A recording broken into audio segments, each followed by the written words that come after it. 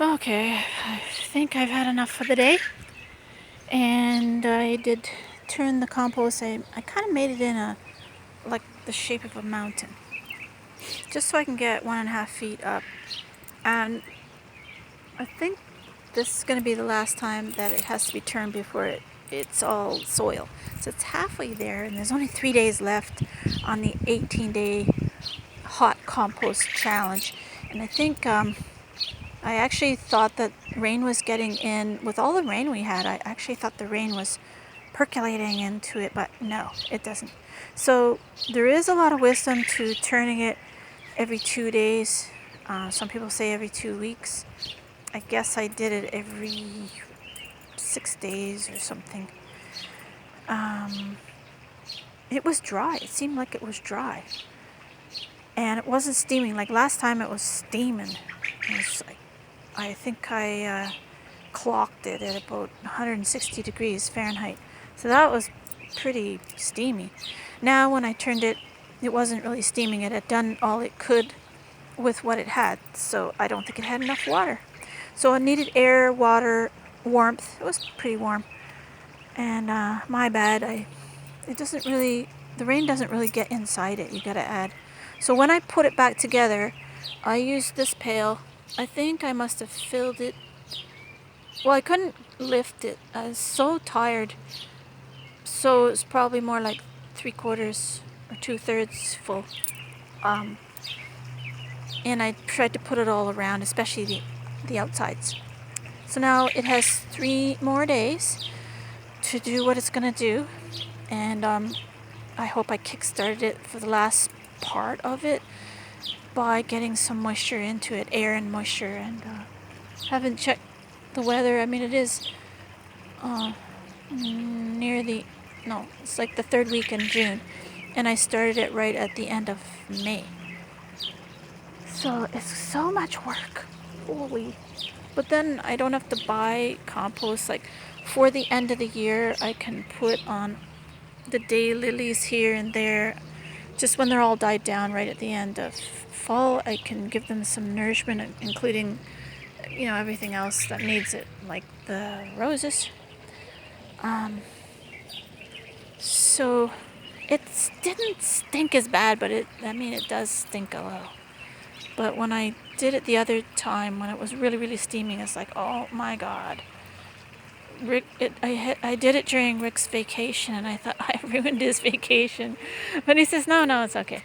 But it was pretty bad because he was working here and over there right next to it. And I went, oh, jeez.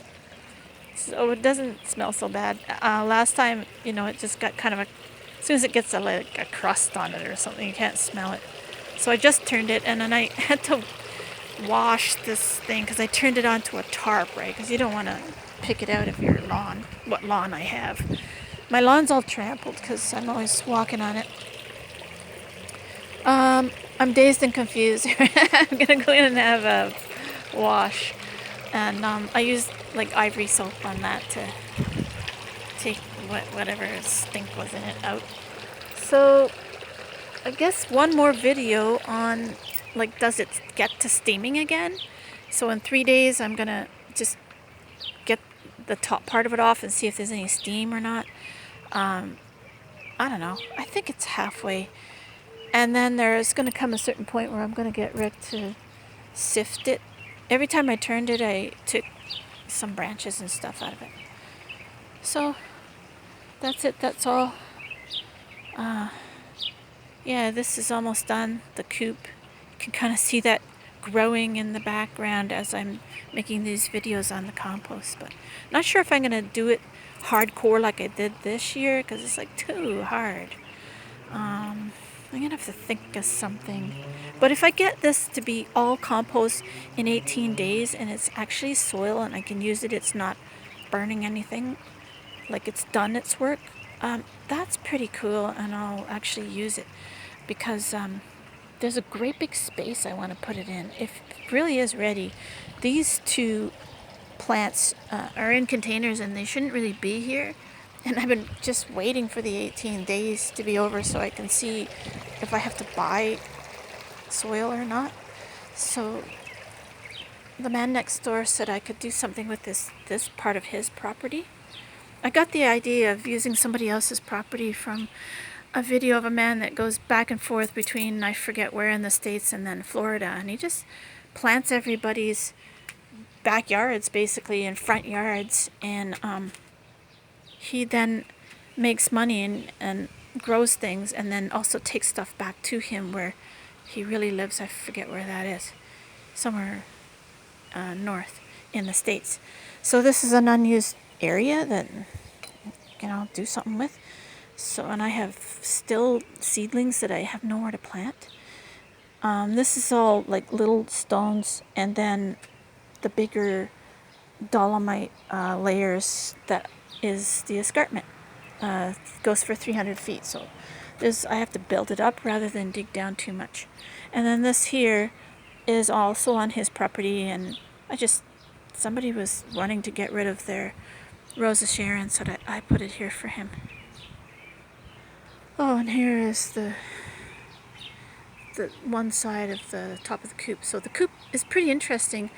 The slats on the inside are little holes, so I can put S hooks and then hang strawberries. That'll be inside the coop, safe from birds and chipmunks and squirrels that eat strawberries. So their strawberries are for Rick. And that roof, you can see, it comes off. So the whole thing is comes apart, like when we want to move or that. Even the bottom. So